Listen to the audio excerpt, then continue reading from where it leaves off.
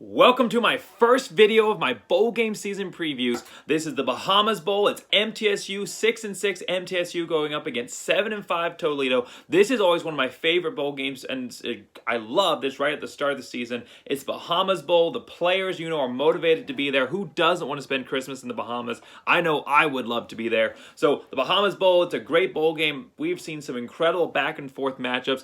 It's been a few years now, but I'm trying to remember who it was. I think it was Western Kentucky versus somebody. And they threw a crazy Hail Mary pass at the end of the game as time expired, came up 20 yards short, but then lateraled it back and ran it in for a touchdown. It was incredible, and I expect to see more exciting moments in this year's matchup between MTSU here and Toledo. I cannot wait. It's going to be at noon Eastern time on ESPN. We're going to go through here today. We're going to look at the series history between these two. Just as far as just a little bit of spoiler here, there isn't any first-time meeting between those two teams, so that'll be a short section, obviously.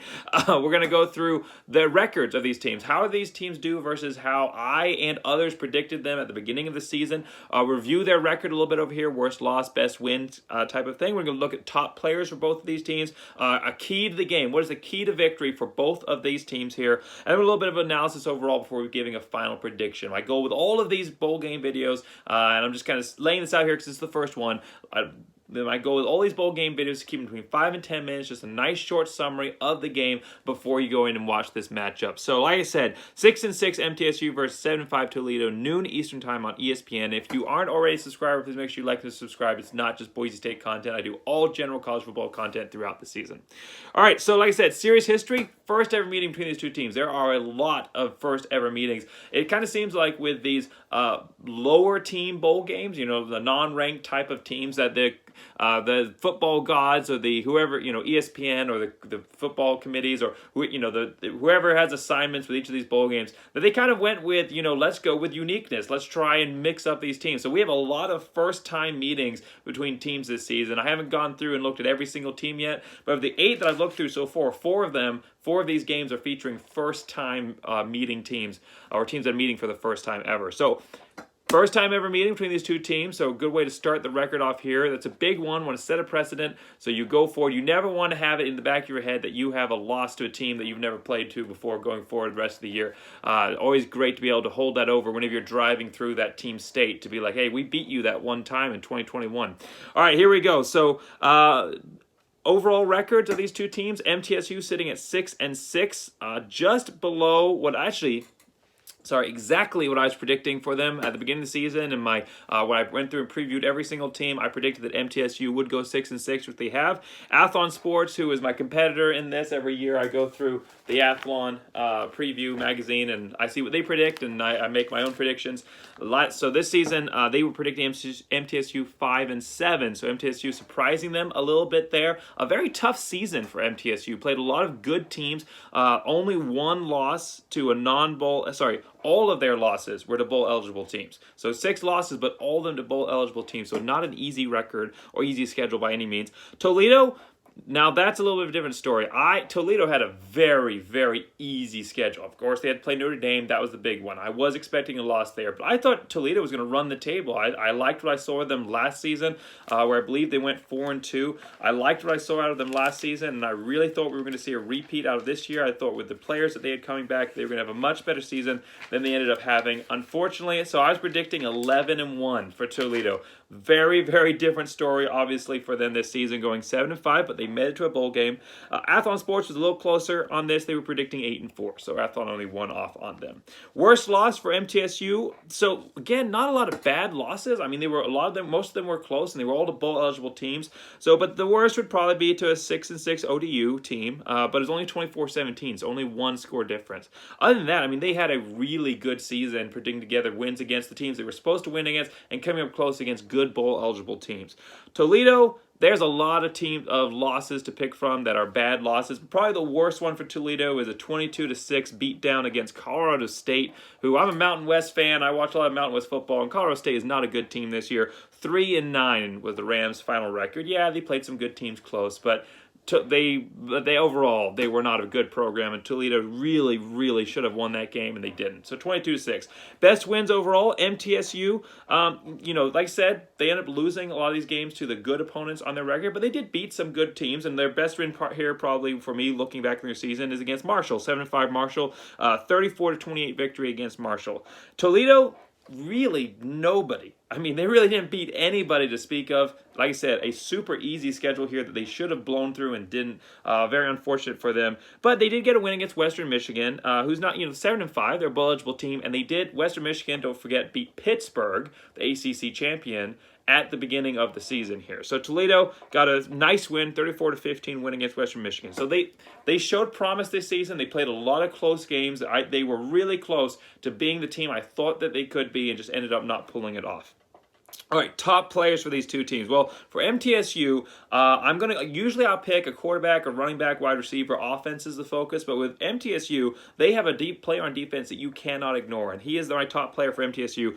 Reed Blankenships. He's a senior. He's not particularly big at safety here, 6'1", but he has 106 tackles, and his 71 solo tackles is good for 9th overall in the nation. So top 10 in solo tackles in the nation, leads the team, obviously. And then he also has 8 passes defended and an interception. So while he's not necessarily a massive safety back there, he's not huge on height or weight, but he is a smart defender. He's a big play defender in the secondary there, who you're going to want to make sure that you are passing around. So he's going to be a big problem maker. Top player for Toledo is going to be Bryant Kobach, their running back. 1,274 yards rushing, so good season for him. They really leaned on him. He was Athlon Sports player of or preseason player of the year for Toledo. Well deserved. He was my preseason top player of the year as well.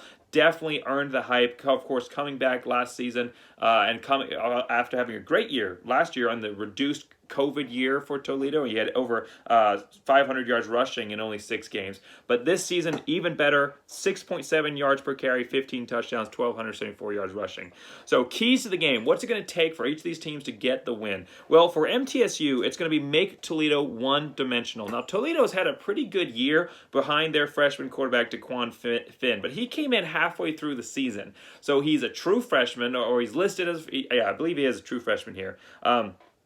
So sorry, it's hard when you look at on ESPN and you see what they're rated as freshmen because the COVID year messed everything up. So some of these players have multiple years of experience. But I believe he is a true freshman. Either way, he's listed as a freshman. Main point is, inexperienced player, has played well down the stretch here, especially after taking over halfway through the season, but he doesn't have a ton of games. He has half a season basically under his belt. He's a freshman, and Toledo has leaned hard on their running back, on their main running back here in Brian Kobach. If MTSU can take away the run game and force Toledo to go to the air, that's going to be their weak point. This quarterback is susceptible to being rattled. He's had a really nice year, especially considering that he's a freshman. But at the end of the day, he's still a freshman, and freshmen make mistakes. So MTSU is going to want to try and make Toledo one-dimensional. On the other hand, what does Toledo need to do? Well, it's a very similar concept on Toledo's side. They need to rattle the underclass duos. So Chase Cunningham, the main quarterback here for MTSU, is out. He's out since like 4 games ago or something like that. So it's leaned upon the underclassmen duo here of the true freshman, and I'm going to totally mess up his name, but you give it my best shot here in a Vattiato. It's Vattaiato. Vattiato, I think is how you pronounce it. He has a really good arm. He is their starting quarterback. He's had a couple 300+ yard games. He has the ability to throw it out there. And then sophomore, their Delilio, man, couldn't pick a harder combo of actually. Clemson has 2 quarterbacks on their roster, their starting quarterback and their backup quarterback, which are harder to say than those 2 guys. But anyhow, this duo has worked well together. They've found ways to mix both of them into the games. Of course, Vattiato is their main quarterback. He's their main guy, but they also see Delilio in the game as well. what does Toledo need to do? They need to come in here and they need to rattle these guys. Both underclassmen, we're not prepared to be the starters this season. A job that they took over from the experienced Chase Cunningham about not even halfway through the season. I mean, later than that. Like I said, it's been the last few games, last 4 or 5 games that they took over. I believe it was against Central Michigan or something like that is where they ended up taking over. So it has not been that long here in the season that these two have been having to handle the reins. And when you have two quarterbacks like this that are both being mixed into the game, you start to have a little bit of pressure. And if one quarterback starts to have a little bit of a bad day, he's going to be looking over his shoulder to see if the other guy's going to be coming in to replace him. So the sooner that Toledo can rattle MTSU starting quarterback here on I'm just going to call him V in Mr. V. The sooner that Toledo can come here and rattle Mr. V, the better, because it's going to force MTSU to start thinking about using that other quarterback position, a guy who's sophomore who doesn't have the same arm strength and is definitely going to rattle both of them because they're not going to be as apt at reading defenses as their previous experienced starting quarterback here in Chase Cunningham. So that's going to be Toledo's main goal. Both of these teams going after the quarterback position is going to be the key to victory for both of them for slightly different reasons, but definitely key to victory is going to be going after the quarterback position here. So making Toledo run dimensional for MTSU, forcing them to rely on their quarterback, who's going to be a little bit of more of a weaker spot than the running game. And then for Toledo, trying to rattle the duo here, especially going after Mr. V and taking him down because he, like I said, inexperienced quarterback. He's had some nice wins here to get MTSU to bowl eligibility, but that when it comes to football, it's all about your awareness, your quarterback IQ, and how well you're able to handle harassment on the field. And we're going to learn a lot about both these quarterbacks and the future of MTSU based on how they end up playing in this game. All right, so predictions here. Well, so you're looking at two teams. You're looking at Toledo, who has a better record, 7-5, and MTSU is coming into it 6-6. Toledo is favored by this one by 10 points and given a 66% chance of winning this game.